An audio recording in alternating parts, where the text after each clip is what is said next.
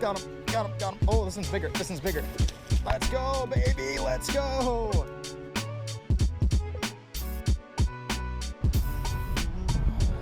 Ladies and gentlemen, welcome back to yet another episode of Minnesota Mike Outdoors. I actually had not planned on doing my intro quite yet, but I was walking out here this morning to get to a usually more productive spot further down the bank, but as I was walking along, I noticed a clear spot right here on the bottom. So thinking it was a bed, I just quickly turned on my chest mount and threw a chatterbait over it, and sure enough, I had like a 1 pounder come up and munch it. He did end up shaking the hook, and then I lost the chatterbait in this tree on the very next cast. Just so you guys are getting an idea of what we got going on here today. It is springtime here in Virginia Beach, Virginia. I feel like I've been saying this a lot in my videos lately, but it is absolutely gorgeous outside. It is sunny, got a little bit of overcast, nice breeze, about 75. And yeah, since I had a bass eat on literally my very first cast of the morning, I think that the bass are going to be eating today. So I think it is going to be pretty action-packed this morning. I only have a couple hours to fish before I have to pack all this up and then head back in for class. Sorry, I had to keep the camera out of this tree right here. So it's gonna be very active, very run and gun style of fishing today, you might say. But that's kind of what we're all about in this channel. So real quick, before I continue moving down the bank, I'm going to take, oh, that rod's in a tree. I'm going to take this little finesse jig and pitch it back onto this bed. At least I think it's a bed. And see if I can't catch this bass. Y'all stay tuned. It's gonna be a good one. It's a lone black train coming down the line. Oh, here he is. Here he comes. Here he comes. Here he comes. I wonder if that big swim bait I have, that big old gantarelle that I used in the last video, I have it tied on again. I wonder if I could pitch that over here and get him to eat that. Oh, it's a bluegill bed. It's a bluegill bed. There's a tiny little bluegill on this bed. Well, it's not that tiny, actually. It's about the size of my jig, which is a good sign.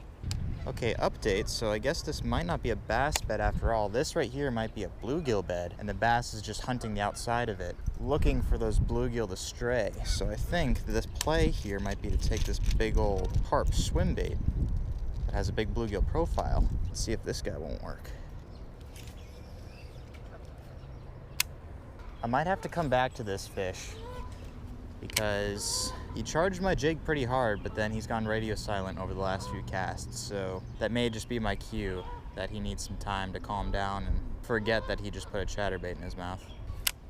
Could just be that this lure is just too big for that fish too. I somehow doubt it, but I'm gonna throw that new chatterbait that I just tied on and see if that won't do it. Only gonna give this a couple casts. How did this happen? And we'll be on our way.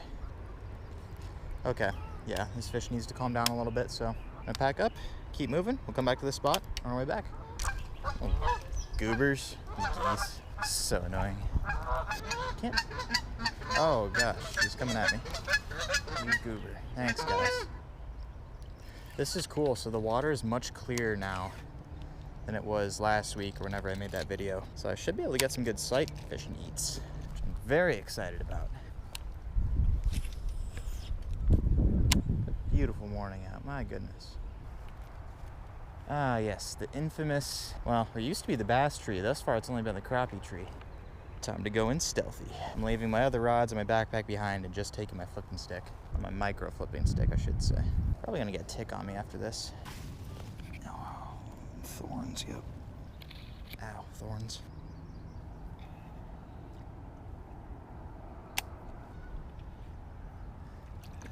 Oh gosh, that was a gigantic carp. Holy buckets. That gave me the heebie-jeebies. Oh boy. That was right at my feet, right in this little pocket right here. The fact that it was a carp didn't scare me. The fact that there was something splashing at my feet and I'm fishing a spot very well known to have snapping turtles was what gave me the heebie-jeebies. I'm gonna do the thing I usually do, and that's make a very stupid decision to go out here on this log. Go up here, grab this tree, swing him like this. Oh, I see a bass. I see a bass way up here. He's not in this tree, he's in the tree next to me. Let's see if I can't get him. That's a very good fish. So look at where I'm standing right now, just on this tree. And the fish that I'm trying to catch is right about there, right where my rod tip is pointing. On the other side of this little patch of green. Oh, there is such a narrow window with which I can actually cast here. Yep, there he is. Oh, there's a gar. There's a gar right underneath me. He's going that way. Oh, this is cool. This is what I wanted. When it's spring, but like the water's cleared up just a little bit and everything's shallow. This is fun, man. Shallows just come alive here. Like this bass coming over to my jig right now. Got him. Oh, shoot. Frick. I did not get... Ah, there's a terrible hook set. Terrible hook set. Now I'm in this tree. Oh, I had him. I had him. This one looks like he's on a bed, though, because he's just circling this one little spot and like literally like making circles, not even just like hold up waiting to ambush something. Oh, there's that gar again. Right underneath my feet. I don't know if you guys can even see that. It's like a 3-foot gar. It just swam right underneath me. Oh my gosh. There's a... Look at this carp right here. Literally bumped the log underneath my feet. The shallows are alive right now, man. There's so many fish in this tree. But the one I want is not in this tree. He's way over here. Realistically, I don't even know if this fish is worth staying for. Like, how many other 2-pounders could I have caught by now? Oh, that's a big gar. That's a big gar. I really want to catch one of those, like really bad. As much fun as it is to like sight fish this bass, the fact that I kind of messed him up on that first hook set, oh gosh, he just came charging in. Oh no, he's chasing away the gar. Okay, he kind of has his hands full at the moment. He's not really paying much mind to my tiny little jig. So what I might do is give this fish a break and maybe try and come back here with a big swim bait, see if that'll do anything. Look at this gar. There's two gar. Oh, big old spotted gar. Can you guys see that? Right underneath my foot. Oh, that was cool. Yeah, they're not like the big gator gar like you see down in Texas. Little spotted boys. All right, time to roll. Okay. Snake heaven right here. There we go. Oh, shoot. I need to be setting my hooks better, I guess. Bummer. Bummer. That would have been cool. Just a fish, you know? Shoot. Oh, there we go. Bigger one. Not, actually, that might be the same one. Huh. All right, I'll take that. That was like a little 1-pounder. If I wanted to fish this size, I would have just fished the campus pond today. Oh, look how he ate that little finesse jig, though. It is gonzo in there. There we go. First bass of the morning on the little finesse jig. And here you go, buddy. Just drop you in right like that, head first. Let's go. Okay, first bass. I need a new trailer now. So for those of you who may have seen my last video, I've been on an absolute bend. Does that even make sense? With these little 1/4-ounce finesse jigs paired with this little 3-inch Guggen Squad Kraken Craw. There is just something about this tiny little presentation that gets these super pressured suburban fish to actually eat. Of the 3 bites that I've had this morning, 4 bites that I've had this morning, all but 1 have come on this little presentation. During my last video, I was working with the Catchco Baby Fireworks Super Jig. I think the word tightrope is in there somewhere. That's a personal favorite of mine, as is this guy right here. That is a Z-Man Power Finesse Jig, 1/4-ounce in, I believe that's called Cowboy Craw. And the technique that I'm working with today is a little something that I like to call micro flipping. I'll actually talk about it in more detail once I get a couple more fish under my belt, but right now I am super stoked that this water is actually cleared up and I can start sight fishing again. So I'm gonna put this camera away and get back to catching, English. So I'm gonna put this camera away and get back to actually catching some fish. Feeding off souls that are lost in crime. I think a flip is a cast, but a cast is not always a flip, you know what I'm saying? Well, inclusion-exclusion principle. Yep, there is a bass right here. Hello. I'm gonna get the camera set up, actually. Micro flipping jig. Got him. First cast on. Let's go. Oh, get out of the tree. Yes, sir, baby. Let's go. We got him, boys. On that little micro jig. That is exactly what I'm talking about. Let's go, baby. Right there. A little lip. Right on the edge of the mouth. He was so mad at that jig. He came right over to it and just pinned it to the ground. That was awesome. That was just stinking awesome. Look at that. Virginia, springtime, largemouth bass. Yes, sir, baby. Let's go. Toss him back on his bed. Here you go, buddy. I'm too high up to give him a proper release. I'm just gonna dunk him in like that.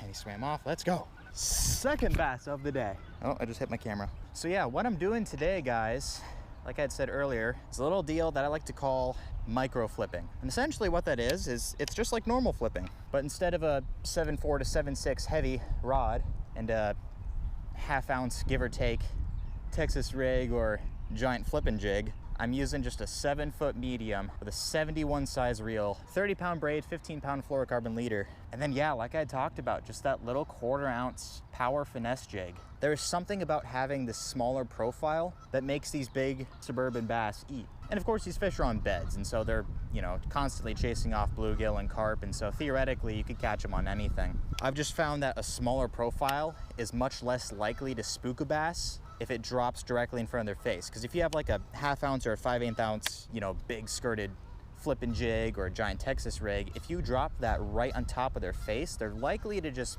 dip. They'll just get spooked much more easily than they will this tiny little compact finesse package. And you might say, well, then why not just use a normal flipping setup, but just make sure not to drop the lure right in their face? Well, you can definitely do that, but what I found, these little suburban Virginia ponds, is these fish are in just the tightest, nastiest spots you can absolutely imagine. And so really I have no choice but to drop this jig in a window about that big where that bass's bed or ambush point is. And so rather than have just a giant 1/2 ounce package just come crashing down right in front of their face and risk the chance of them spooking, having this little micro flipping setup goes through the surface of the water much quieter. But you still do need a bait casting setup for this. The drag is locked down pretty good, and my line is heavier than you would typically be using on a medium power rod, I would like to think. So this setup does still give me the torque to get these fish out of those super tiny, super nasty, compact ambush points, but this setup is light enough, and this Shimano SLX-A reel with that MGL spool has the finessey components necessary to deliver these tiny packages with a ton of accuracy. So that's what I mean by micro flipping, and it has quickly become one of my favorite ways to target springtime largemouth bass, especially when the water's clear like this and you can sight fish them. Taking this tiny, super light bait casting setup with this little micro jig and putting it in front of their face, and then just absolutely torquing on them once you see them eat it, is just one of the most fun things you could be doing right now. So let's go get another. Yeah, there's a bass right here on this log. Rushed right over my jig. I don't know why he's not eating it. Oh, that just hit him with my line? Shoot. That happens, man. I know this is a micro flipping video, but I see this bass. He doesn't want the jig, which is fine. Not all of them do, but I do wonder if he wants to kill this carp. Nothing followed it out. Okay. All right, we'll come back to this fish. Just getting a milk run now. Spots, fish to come back to. On we go. Bass just swam over to my jig. Got another bedfish. Yep, there she is. Right between these two logs. Oh, here we go. He's coming over to it. He's coming over to it. He's on my jig. He's on my jig. It's backing off my jig. Why? I thought I saw a bass over here. There we go. I knew it. I knew it. I knew it. I knew it. I knew it. Oh, that wasn't on this camera. I thought I saw a bass over here on this, well, your right side. Turns out my bass fishing was correct. Once again, on that little finesse jig. Took one of my claws. Come on, buddy. Just another little male. Pound and a half maybe. Put him right back where I caught him. See you, buddy. Fish number 3. So I've actually been working a bed right here this whole time. I've had the fish come over and look at this jig a couple times, but he definitely knows that I'm here. So I took a little bit of a break and started to fish this side of the clearing, and sure enough, that little guy was there. Not too bad. I'm gonna catch this fish right now too. Back to back. Yep, here he is. Here he is. Oh, shoot. Did I just break off? I just broke off. Shoot. No. Okay, I just broke off on my jig. Okay, pro tip. When you're flipping, make sure to retie your line. Luckily, I have another jig, so I'm gonna tie it back on and see if I can't get this bass. Whoa, goodness. Yeah, that was stupid. Definitely should have retied after a couple fish. I'm basically fishing the same jig, just a little bit heavier. I think that's a 3/8 or something like that, and in black and blue.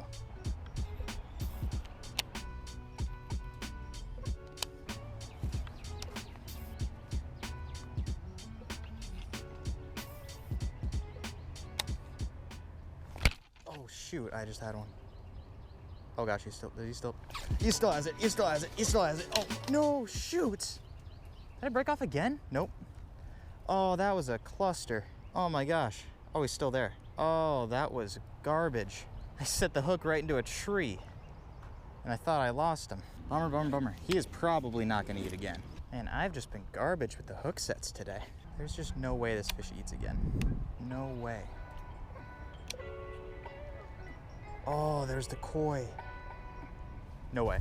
I got him. I got him again. I got him again. Oh my gosh. I'm in a tree. I'm in a tree. I'm in a tree. I'm in a tree so bad. Oh my gosh. How am I gonna, what is going on here? What is going on here? Okay, get on up here. Yes, sir, baby. Yes, sir. There is no stinking way that just happened. That was an absolute cluster. That was an absolute cluster. Look how barely I got him. Look how easily this hook just comes out. Like, you guys should see it's just bloop. The hook just popped right out. And my rod was in a tree for that entire battle. And it already hooked this fish and like halfway flipped him out of the water. And he still came back. Let's go, baby. Let's go. Welcome to springtime, baby. This is what dreams are made of. Thank you for playing, buddy, and giving me that little shot of redemption. All right, put you right back there in the water. And he goes back down. Let's go. Okay, bass number 4, all on the micro flipping setup. I think I'd be at like 6 or 7 if my hook sets haven't just been so gosh darn awful today. But I'm not complaining. I think there's a second bass right here. There's a second bass right here. We're gonna get 2 out of 1 spot. Maybe that's the one that I just jacked up and then his partner came in and just smoked it. That would make a lot of sense. Yeah, guys, whenever you're doing flipping stuff like this, a lot of times you'll get like these little micro backlashes built up in your reel. To clear those out, all you do is do what's called clearing your spool. Just make a long cast in an open spot and then just reel your lure right back in.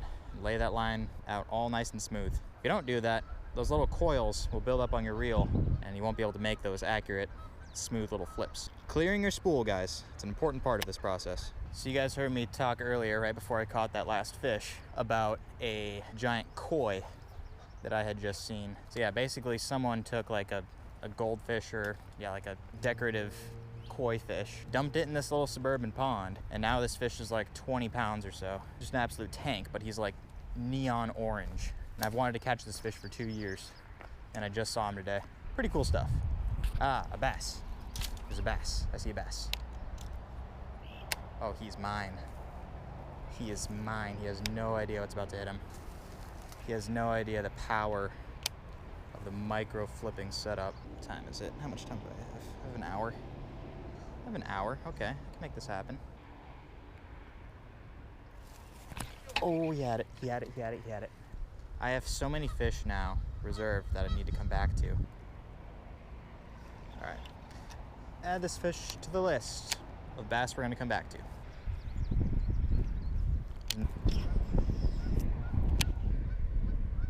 There's another big gar. Let's see if I can't intercept him. Oh, he's actually sort of interested in my jig. Nope, never mind. Swim right by it. I would so love to catch that gar. I think what I should do is just start working my way back to the vehicle. Yeah, that's what I'm gonna do. As much as I'd like to keep moving on, probing new waters, the further I get, the further I am from my car, and the more likely I am to get distracted, and the more likely I'm gonna be late to class, which honestly, catching bass sounds a lot more fun than doing math.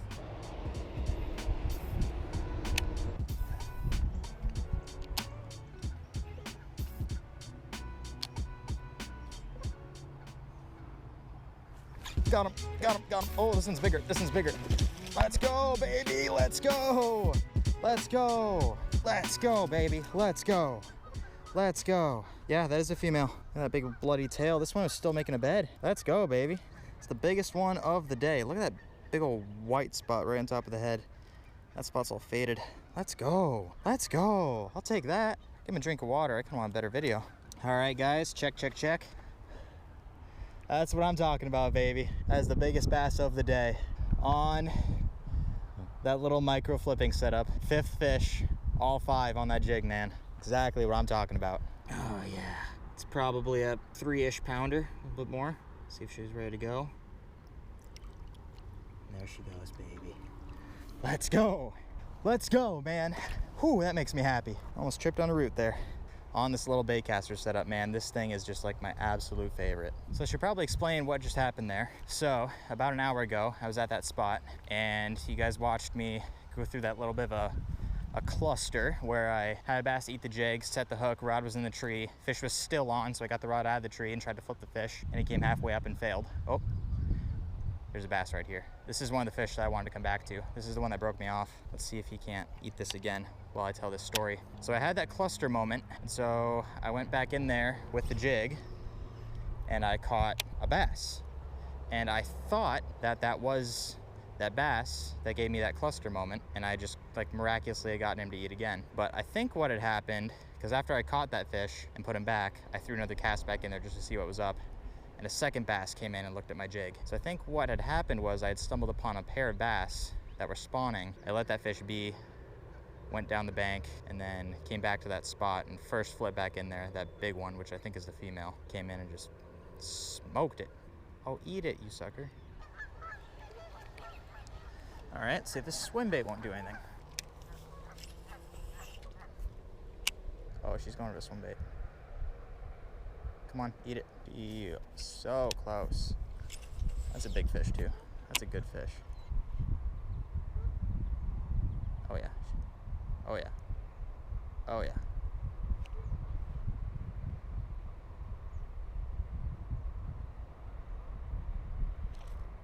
Oh crap. Frick. Oh, I just pulled this off her bed. That's not great. Stupid freaking trash bag. Oh, that's not at all what I wanted. So that fish is still there, even though I just pulled out this plastic bag like directly from underneath her. Oh, he nipped it. He nipped it. He nipped it. Oh shoot, he had it. He had it. He had it. He had it. He actually had it. He actually had it. He had the swim bait. Oh, I wonder if I stung him. How much time have I spent on this fish? Way too long. Okay, I need to start getting going. One more cast. I've spent like 20 minutes on this fish. Okay, we're gonna keep going. This fish is one. Good work, buddy. What's up, homeboy? Yeah, what's up? Okay, yep. Easy.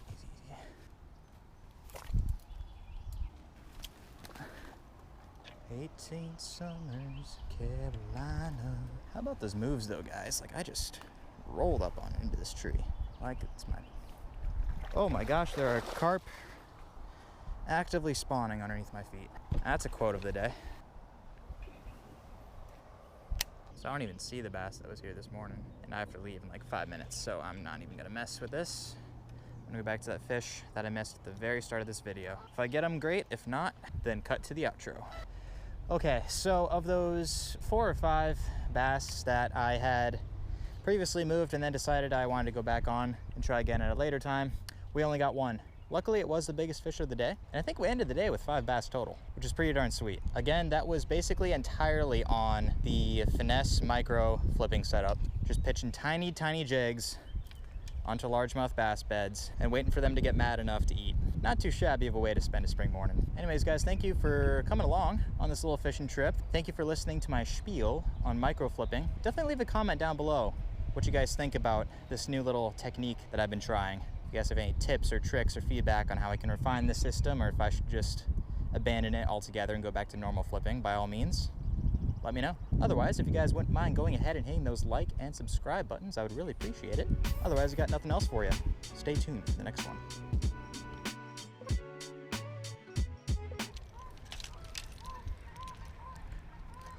I am so late for class.